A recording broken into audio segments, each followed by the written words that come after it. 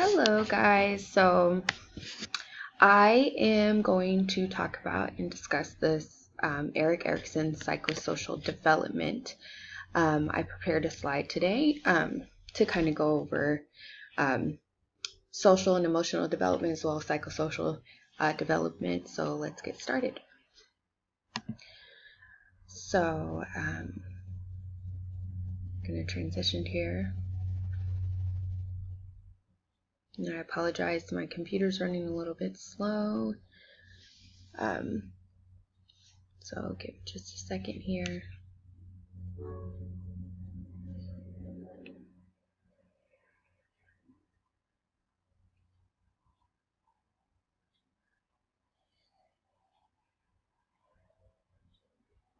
Sorry about that. All right. So the first thing we're going to talk about is who said it. Erik Erikson studied Sigmund Freud's psychoanalytic theory, and basically the way Erikson's differs from Freud's theory is that Freud really focused on the physical aspects of development, whereas Erik Erikson expands on it and focuses on actual stages. He thought there were more stages and that it involved more than just your physical development, that our personalities and our social and emotional development was separate or developed along with our physical attributes.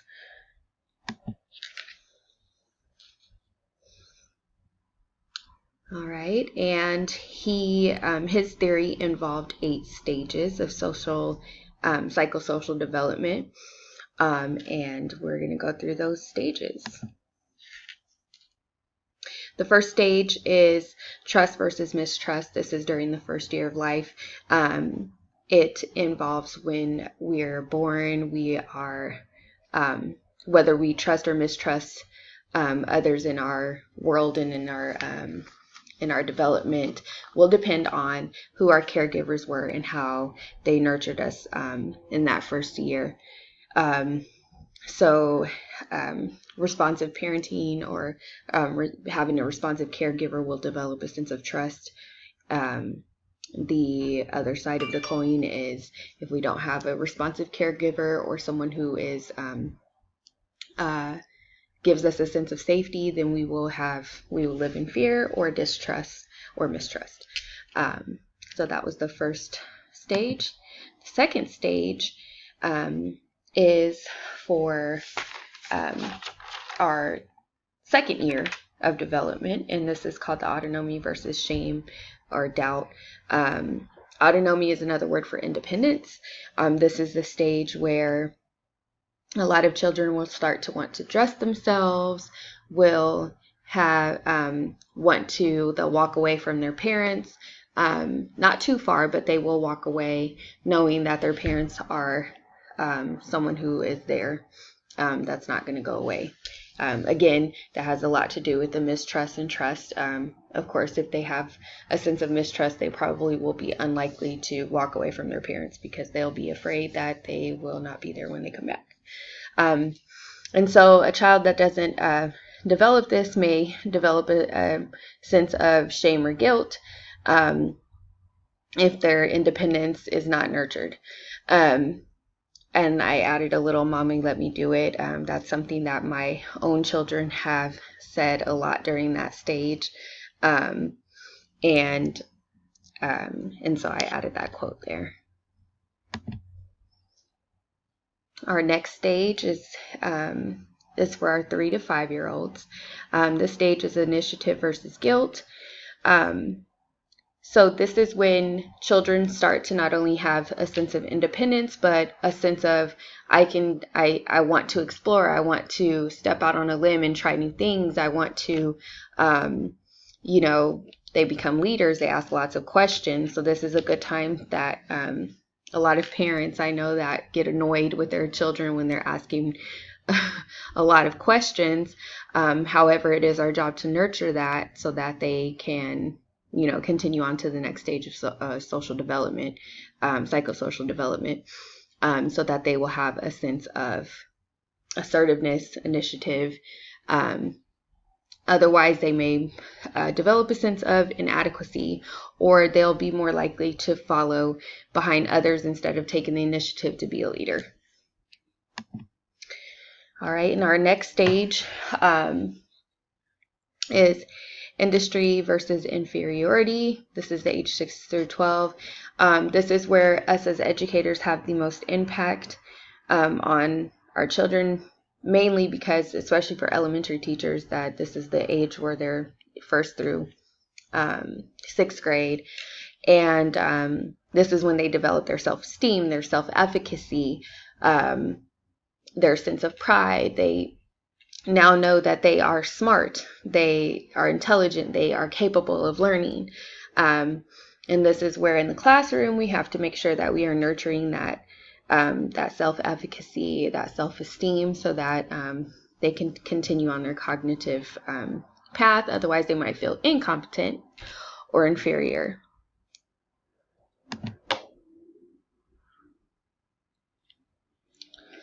All right, and on these stages, I combine these mainly because they're a little less important, I feel like, in elementary education.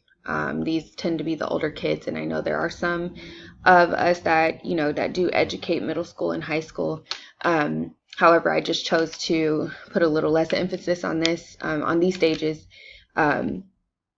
But I did add some information. So we have identity versus role confusion.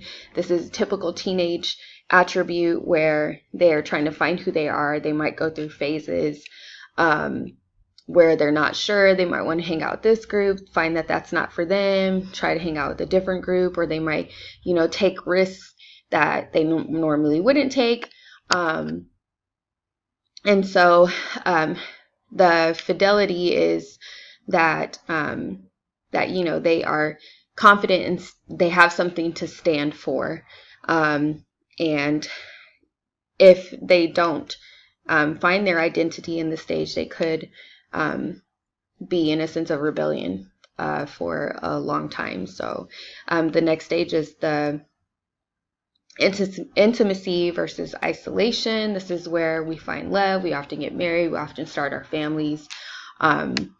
Those that don't find love often will fall into a situation where they feel lonely or depressed or feeling like they're not good enough to find love.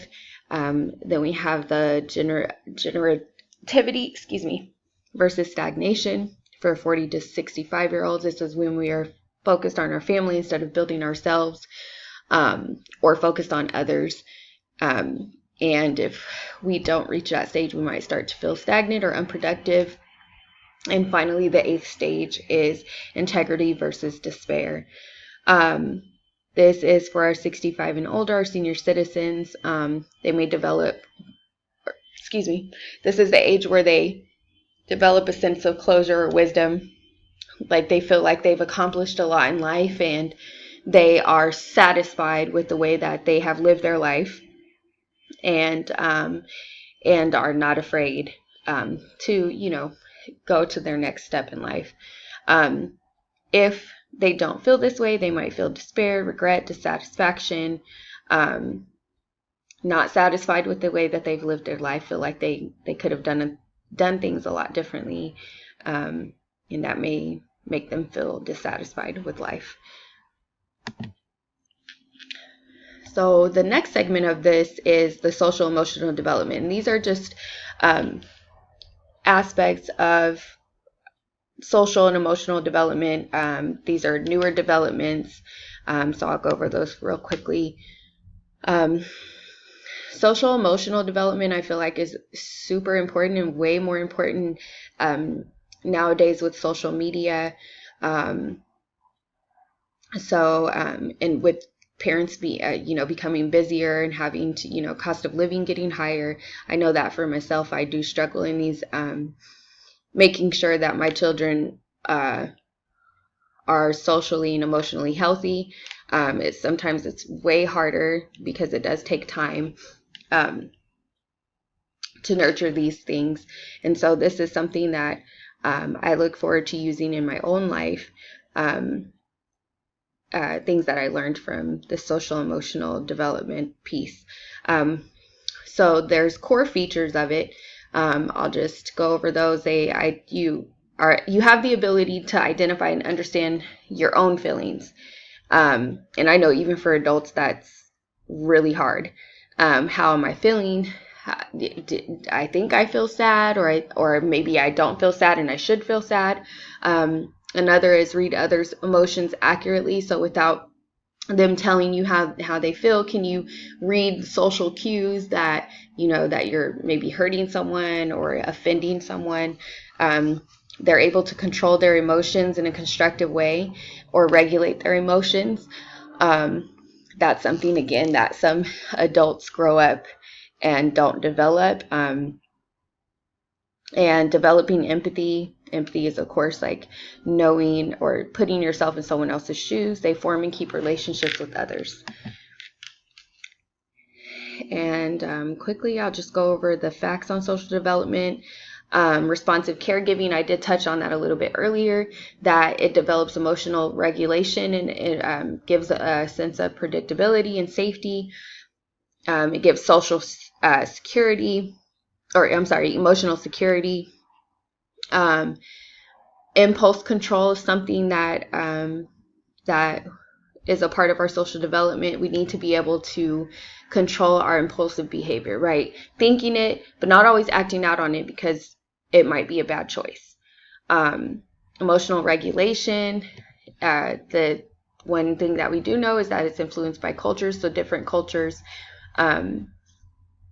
have different thoughts on what emotional regulation looks like. Some cultures, it's not okay to have, to cry, for boys to cry or men to cry, and so that's looked upon differently than in other cultures. As adults, we provide the models. So if we're not controlling our own emotions, it can feed emotional irregularity. And so it's important that us as models, that we model the way that you should regulate or control your emotions. Temperament also plays a role. So temperament is something we're born with. It's just part of our personality. Some people are quick to anger more than others. And so that also plays a role. And social understanding, of course, is empathy, self-efficacy, a sense of self and a sense of others. Self-efficacy is the feeling that, or the ability that the way that we feel we can learn or we can do things. So if I have a growth mindset, I'm going to say, I know I can learn this, and I don't know it yet, but I will reach that and I will learn it. Not having self-efficacy would be something like, I'm just not capable of learning that. Physics is extremely hard, and I just don't think I'll ever be able to learn anything like that. I'm not smart enough. And so self-efficacy, I feel, is one of the major components of what keeps a lot of students back from learning. And so it's important as educators that we really nurture and provide a sense of self-efficacy in our students. And sorry about that, guys. So that was our my presentation. I hope you enjoyed it, and have a great day.